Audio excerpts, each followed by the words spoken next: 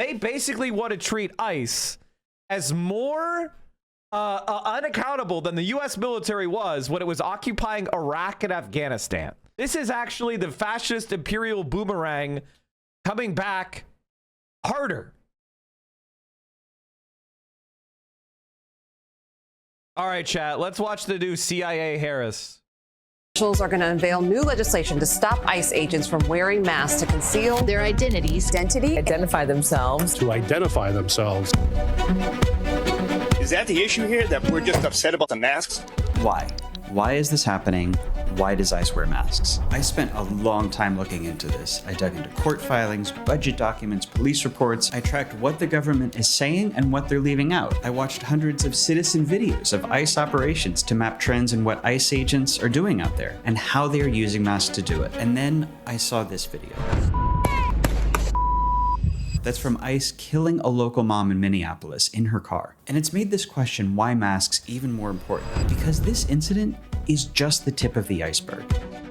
And I have come to really believe that if you want to understand why ICE acts like this, what their end game is, the key to it all is to answer why they look like this. I don't know if it's because I'm an arrogant asshole or what, but when people talk like this, this is like baby talk to me. Like, doesn't it sound like baby talk? Why do they look like this? It's like it's like, how naive are you supposed to like play this? But all of this makes more sense if you first take a step back and also see this as the culmination of a years-long tug of war between police and citizens over what happens when they come into contact. Let me show you what I mean. We've all seen videos like this. A police officer gets a little overheated with someone or tries to cut corners in a traffic stop. And this is why we have rules for balancing between the rights of police on the one hand and citizens on the other. Police, for their part, have the power to use force. They can arrest you, and they can fine you. And we all basically accept this. I mean, someone has to keep order, and they need those powers to do it. They're the arm of the law, right? So what protects you from one misusing his or her powers against you? Then they could do whatever they want, right? But citizens have protections too. For one, the law applies to cops. If Officer Steve smashes your face with a billy club because he doesn't like you, you can bring assault charges, criminal liability, or you can sue him for damages in civil court. Failing that, one of the biggest checks on— By the way, none of this is true. Not one of these things are true. The far-right Supreme Court has basically made federal lawsuits against police for violating your rights to be almost impossible to truly prosecute. What usually happens is that local politicians will settle because the case makes them look bad. But if you try to sue the police officer themselves, they're personally immune. So you might be able to get some sort of settlement from the city or state, but the police officer pays no consequences. Criminal liability? Criminal liability? That is so fucking rare, it's beyond belief. It barely happens in America when a police officer is actually put into jail because they violated a citizen's rights. Police abuse has always been simply calling attention to it. But in recent years, citizens' protections against police have been gradually eroded away. Like, take the law saying it's a crime for a police officer to violate your rights. This goes back to the end of the Civil War, when Congress made police abuse a crime alongside abolishing slavery. That's how big of a deal this was. But they included a giant loophole. It's the federal government who enforces this law, which means that if it's the government who wanted that cop to violate your rights in the first place, there is no crime. More recently, this is very Atriot coded. They treat their viewers like children. They don't think their viewers can understand more complicated concepts. It's kind of pathetic. Well, I mean, okay. When you're trying to learn about stuff, you want to be able to learn in a judgment-free zone. I don't know about you, but when I'm new to something, I tell people I am a complete novice. I suck at this. I don't know what I'm talking about. Please educate me. And I come to that from the position of humility, right? And I'm willing to take some bumps and bruises because I value knowledge. But for a lot of people, you have to have ego assuagement. You have to wrap them in gauze. And you have to make the act of being wrong lack any kind of shame. Or otherwise, they will freak the fuck out. I don't understand it. I think it's mentally weak, but it is what it is. So if you are making content and you want people to stick around, which is if your primary goal is views, then you're gonna talk like they're 5. The Supreme Court opened another big loophole. They said it's just pandering to the normie audience. 97% of people have an IQ below 130. I have a 130, and I'm just barely smart enough to know how dumb I actually am. Is that true? It's gonna keep going. I'm not gonna talk about that. Even if a cop, I'm not gonna. I mean, yes, that makes sense. Standard deviations, standard curve, 130. I mean, that makes sense, assuming it's normed around 100. IQ is a pseudoscience. I would say IQ is complete pseudoscience, but I would also say it's massively overplayed. In fact, somebody talking about their IQ is kind of a red flag. violates your rights, it's only illegal if other cops would consider what that cop did to be obviously excessive. This is a way cushier standard than the rest of us are judged by. Ever since then, it's become so hard to convict a cop of breaking this law that district attorneys often won't even try. This was part of what led to the Black Lives Matter protests. Even when cops were caught on film killing someone without any apparent cause, nothing happened. Ohio police officer Connor Grubb was acquitted of 6 charges stemming from the deadly shooting of a pregnant woman. Which means, in that balance between cops and citizens, criminal liability isn't completely gone, but it might as well be. But that does leave civil liability, suing, which has been around since the founders. And the Supreme Court formalized this right in the 70s with a ruling that said if federal police agencies violate your rights without good reason, you can sue the individual officers. The idea being if Officer Steve smashes your car. Okay, you know what, chat? I think I get what the video's doing. They're showing you why all the lib objections are actually no longer real. And they're doing it from a baby, kind of like explain it like I'm 5 method. You know what? That's fine by me.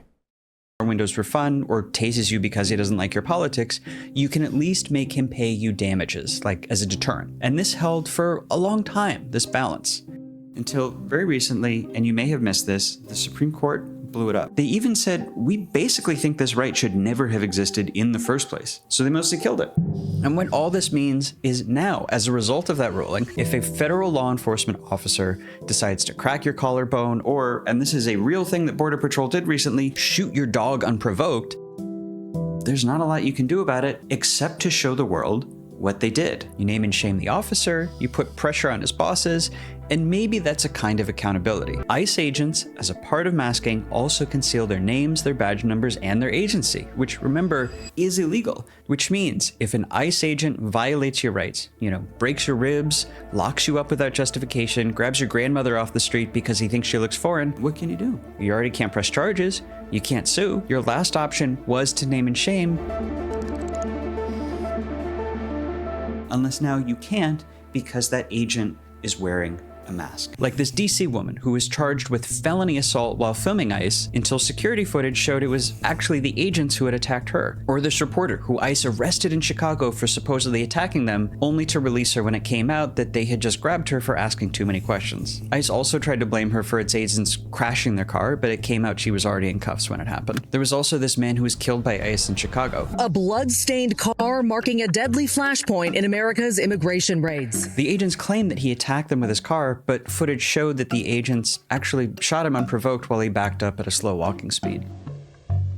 There are loads of cases like this, including 11 in a single month just in Los Angeles. I mean, I don't know about you, chat, but like when I see stuff like this, I get filled with so much fucking rage. I get filled with so much fucking rage that I look at this shit and I'm just like,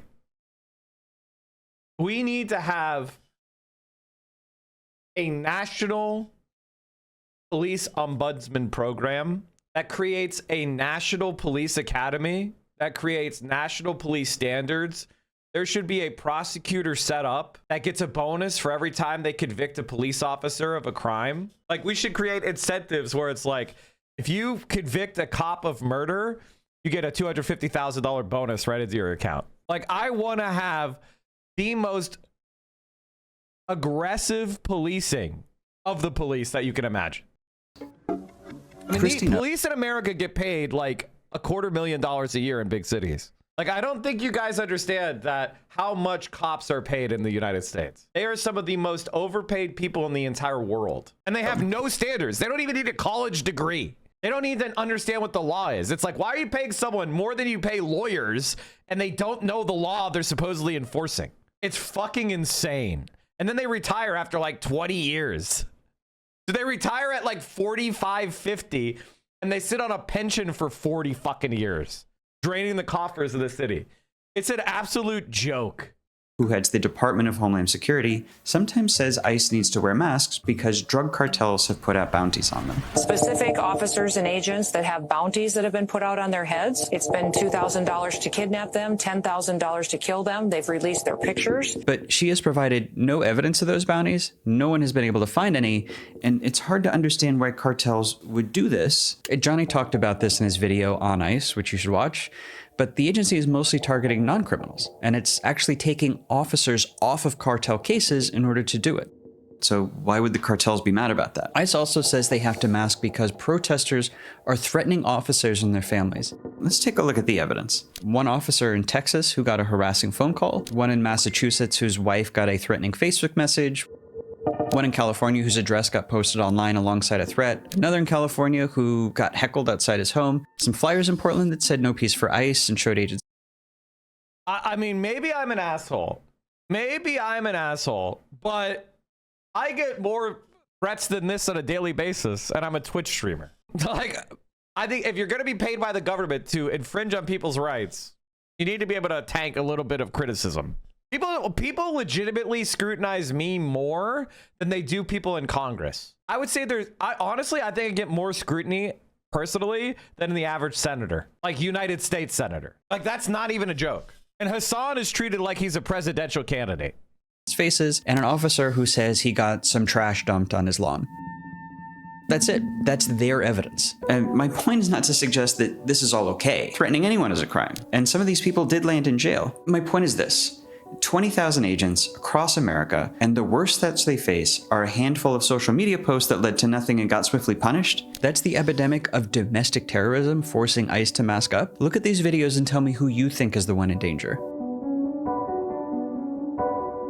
Trump officials have expressed another reason why they might want ICE to mask, one that I think is more consistent with the facts. This is senior White House official Stephen Miller. To all ICE officers, you have federal immunity in the conduct of your duty. And anybody who lays a hand on you or tries to stop you or tries to obstruct you is committing a felony. Immunity? He's telling ICE, as long as you're on the job, every day is the purge. Listen to the rest of that clip of Stephen Miller promising ICE immunity. You have immunity to perform your duties, and no one, no city official, no state official, no illegal alien, no leftist agitator or domestic insurrectionist can prevent you from fulfilling your legal obligations and duties. He's not just talking about immunity from courts and laws. He's talking about activists and protesters. People whose only point of leverage is public accountability, name and shame, because he knows, and he is saying, that immunity for ICE means closing off all three of these lines of accountability. But why do they want that? What does ICE want to use all that immunity for, and what does it mean for the rest of us? We're now... I think the important thing to understand here is to stop for a second and say that that wasn't even true of American soldiers in Iraq. Now, American soldiers in Iraq had immunity from a prosecution in Iraqi courts because we have what's known as a SOF, or Status of Forces Agreement. And in the Status of Forces Agreement, the Iraqis said that American troops had immunity from Iraqi courts. But the understanding was that if they committed violations against the rights of Iraqis, that they would be prosecuted under the UCMJ, which is the Uniform Code of Military Justice. Now, obviously, this was rarely done. Obviously, this was rarely done. So when you grant immunity to prosecution to a group of people, they're going to abuse a lot of people's rights. That's just the way it goes. And that's why America does that. It gives itself immunity into countries that we occupy. But there was still rules of engagement. There were still prosecutions that did happen of members of the American military. They basically want to treat ICE as more unaccountable than the U.S. military was when it was occupying Iraq and Afghanistan. This is actually the fascist imperial boomerang coming back harder. Okay, now we're going to look at how ICE is using its powers and what the top officials in charge of ICE have said they want to to do with those powers. The government has gone to all of these lengths to make ICE unaccountable. That's what Stephen Miller said, right? That's his big line, federal immunity. Okay, but to do what? Obviously, the big one, to deport people. ICE's bosses say it's deporting dangerous, violent criminals, the worst of the worst, deport violent criminals. Let's look at the data. ICE doesn't tell us how many people they've deported, just how many they're currently holding, about 65,000. Of those, according to ICE's data, 1 in 4 have a conviction on their record, another 1 in 4 has been accused of something but not convicted, and half are just not here legally, for example, because their work permit expired. Actually, let's look at the convicts in a little more detail here, because only about 1 in 5 are for violent crimes. They're actually more convicted of traffic charges. And if you break down the violent crimes here, zoom in even more, most are simple assault. Homicides are a tiny sliver, less than 0.3% of ICE detentions. So ICE is mostly not deporting violent criminals. Who they're mostly deporting is undocumented immigrants. And that, that's what the agency exists to do. But I think it's worth being clear about that. So almost 40% of sworn LA Sheriff's Department staff live outside LA County. Here's generally my feeling. Here's generally my feeling. If you want to change police culture, you have to directly address police culture. And one of the things that you need for police, and this is what's kind of dangerous in America, is subordination to democracy. Now, up until the Trump administration, there was one really good cultural element of the military, is that American generals, especially active duty generals, did not comment on politics. And there is a culture of subservience to civilian control. Now, you could say that was propaganda. You could say that was a veil. But there isn't such a culture in American policing. American police are openly and brazenly insubordinate. And that needs to change. Take a good look at this ICE guy here. That's Greg Bavino. He is the top operational official at ICE, not some rogue officer. The Trump administration has made Bavino the public face of ICE, promoting him in social videos like, well, just watch. Okay, hold on. This coat. They put out a lot of photos of Bavino in this outfit, and is it a dog whistle? Are they trolling us? I mean, come on. Nope, not taking.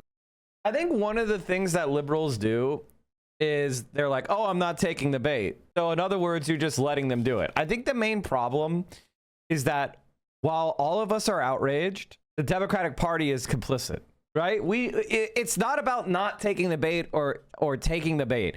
It's about the Democratic Party doesn't want to hold Republicans accountable. Because the moment you start holding people accountable for war crimes, then you're going to have to start prosecuting Obama and Clinton and Joe Biden. So they are very interested in covering up the crimes of the Republicans because they commit crimes too.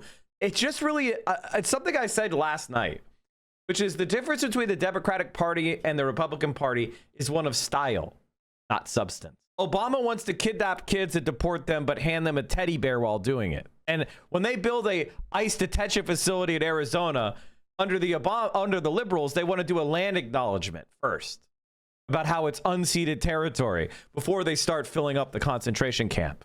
Donald Trump pointed out, and he was right, that the kids in cages, well, the cages were built under Obama, and a lot of kids were put in them under Obama. So it's not about not taking the bait. It's about the realization that if you want to hold Trump accountable, we have to create institutions that are strong enough to hold Democrats accountable for their crimes as well. And that is the crisis.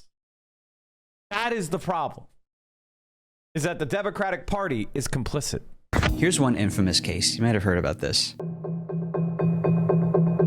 Miramar Martinez is a Chicago activist who films ICE operations. It's because of people like her that we know what ICE is doing. In October, Border Patrol agents surrounded her car and shot her 5 times. The agency said Martinez had rammed their car with hers and brandished a gun. But new information and inconsistencies are making people question the government's version of what happened. Police reports and body cam footage showed that she never picked up a gun, that it was Border Patrol who had actually rammed her car off the road. And that the agents, just before shooting her, had shouted, "Do something." And there's more to this. The agency's statement on the shooting made a point of saying that Martinez was known for doxing agents, and that just days before this shooting, agents had been told to be on the lookout for, as if to say to the rest of us, look at what happens to people who dox us. You can't dox a police officer. That's not a thing. That's not a fucking thing. But I would say this. If you want to have an ICE accountability archive, which I support, make sure that you are protecting yourself and you're delinking it from any of your other social media and doing your best for things like Faraday cages or, you know, VPNs. Try to prevent, like, I believe there is a system that they have where burner phones can be associated with other phones based on time and proximity. So if you have a burner phone on and it's next to your phone that's on, that the government will associate them and then connect your name to that phone. So like burner phones need to like never be held close to your actual phone. We're not stopping. I don't care what the judges think. I don't care what the left thinks. We're coming. It's policy, he is saying, to ignore the law.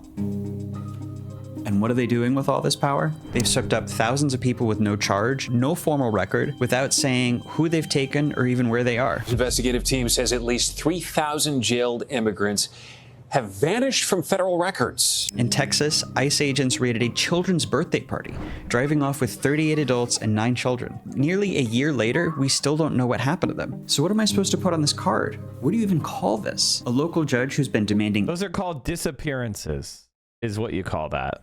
And, you know, again, I think it's wild we haven't heard reports of more serious resistance. What worries me is that the Democratic Party is basically structurally similar to the Center Party of Weimar Germany. And the Center Party, the liberal centrist party of Germany, the Center Party, voted with the fascists to give Hitler absolute power. And when I look at the Democratic Party, I think at least 80 Democrats would do that under the right conditions. So I look at the Democratic Party and it's basically a combination of the Center Party, the SPD, and maybe 1 or 2 communists, 1 or 2 KPD members, maybe, had they been in Weimar. And I really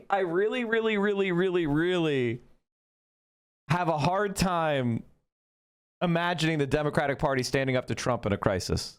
The German liberals signed a letter with Hitler to make sure he didn't ban their party, which he immediately did after passing the Enabling Act. As far as I know, Hitler never gave them the letter, dude. I think Hitler promised a letter, and they voted to give him absolute power, and they never even got the promise. Like, the liberals in Nazi Germany were so cucked by fascism that they were like, discussed having a promise, and then they gave up their vote without even getting the promise. Very Chuck Schumer coded. ICE is telling its officers to arrest you for expressing political opinions that they don't like. I really want to make that clear. And they're saying this extends to what opinions you express online, too. Again, this is according to one of ICE's own officials who testified in court that the agency acquired a list of 5,000 college students and others who had protested against Israel. What does that even have to do with this? Sure enough, a bunch of— By the way, chat, does Destiny or any of the people attacking Hassan, do they acknowledge this, that the Canary Mission and Zionists are directly working with ICE and giving their names over? Is that not, you know, when Hassan says Israel, the United States of Israel, do they acknowledge that that's actually not hyperbole, but it's direct factual truth? Legal residents on that list got swept up by ICE, including one woman who spent 6 weeks in a detention center just for writing a student op-ed about Israel, and another still locked up months later with no charge at all. And that brings us to ICE killing a woman named Renee Good in Minneapolis, an event that was, in many ways, the culmination of everything ICE has been building over the past year. And we're going to break down precisely what happened, beat by beat, so you can see what it looks like when ICE deploys the same powers that its bosses have steadily built up for it, and against the people that those same bosses have urged ICE to target. As you're watching, I want you to think of this moment as the entire relationship between ICE and America in microcosm, because that's what it is. This video is from a Minneapolis suburb in early January. These ICE agents are stopping Renee Good, just a mom, US citizen, on her way home after dropping her kids at school.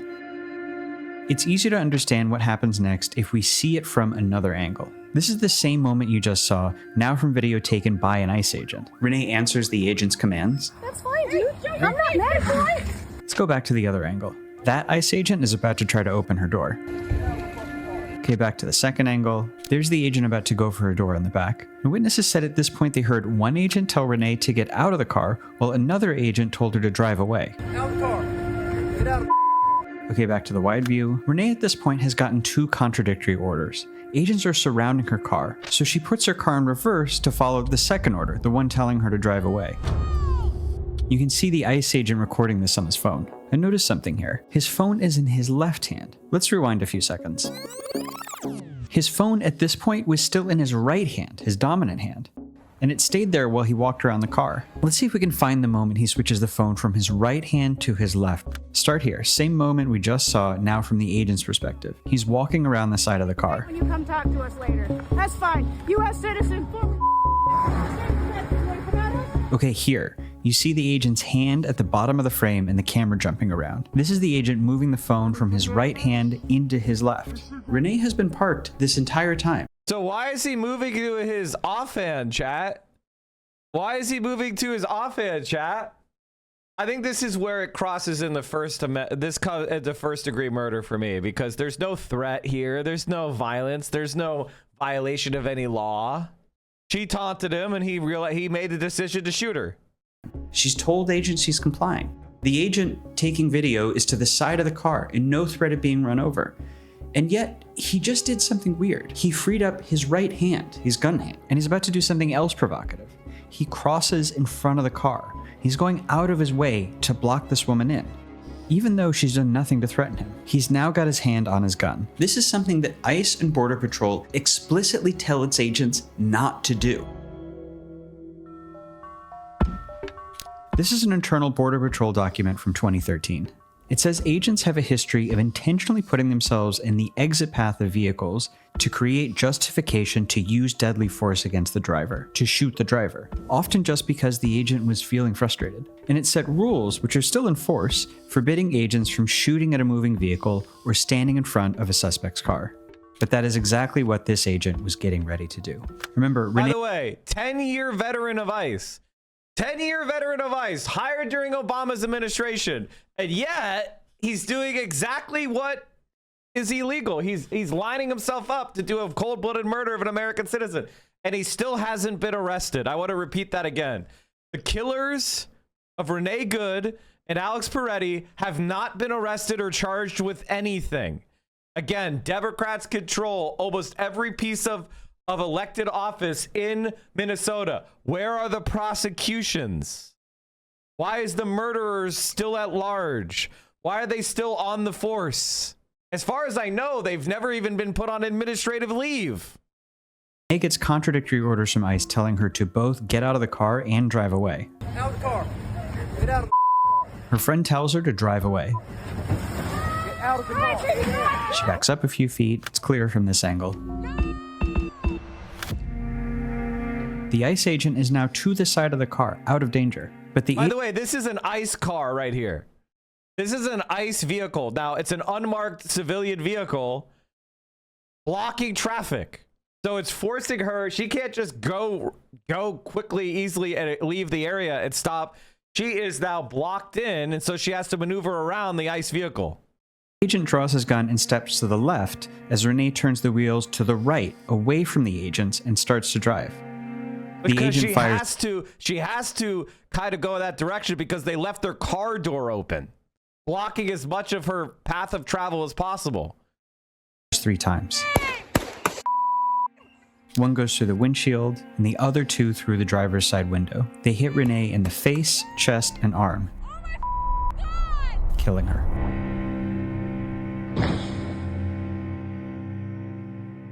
You've probably seen that video before, and maybe you'd even seen it broken down. But to me, what makes this especially significant is how ICE's bosses presented the incident, because of what it tells us about why they want ICE to have the power, thanks to masking, to conduct their operations like this. And at first, those officials said the shooting was justified because Renee hit the agent with her car. This was an act of domestic terrorism. But we know that's not true.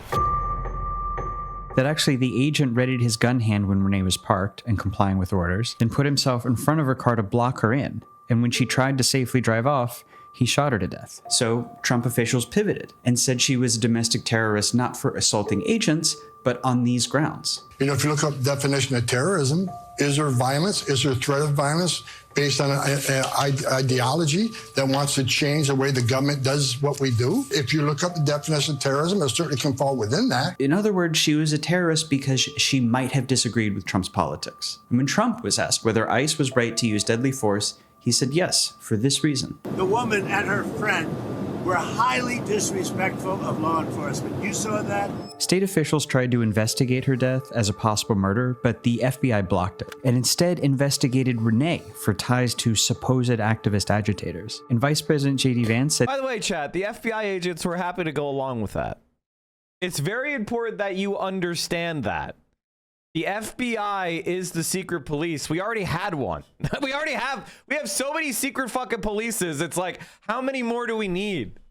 It's because you aren't complying with what your betters are telling you to do. So they need to have more and more and more and more. They don't just want to just pay taxes to educate people and build infrastructure and build housing and have a functioning society. No, we need to spend trillions of dollars on secret police so you treat them like they're your betters or whatever the fuck. The agent who'd killed her had total immunity. That guy's protected by absolute immunity. He was doing his job. He was doing his job. In the days after, some ICE agents took that message seriously. They told protesters, keep it up and you're next. Have y'all not learned from the past couple of days? What do you want us to learn? Following federal agents. Give me my phone back. Or this, outside of a church, right after Renee's killing. Not learned from what just happened? Go home. Learn what? A far-right influencer embedded with ICE said the same thing. Hey, we executed one of you yesterday. And then Trump followed this by sending 1,000 more agents to the same city, who arrived knowing their government had told the country it was okay for them to shoot neighborhood moms to death for being rude or for having the wrong political views, and they would get full immunity to do it again.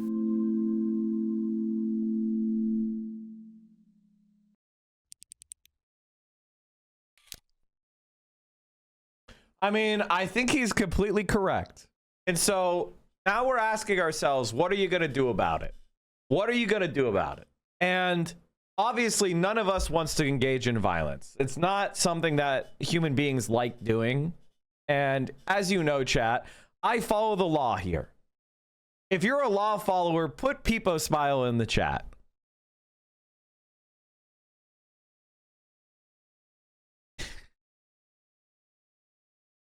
One of the things that I think when I look at this situation is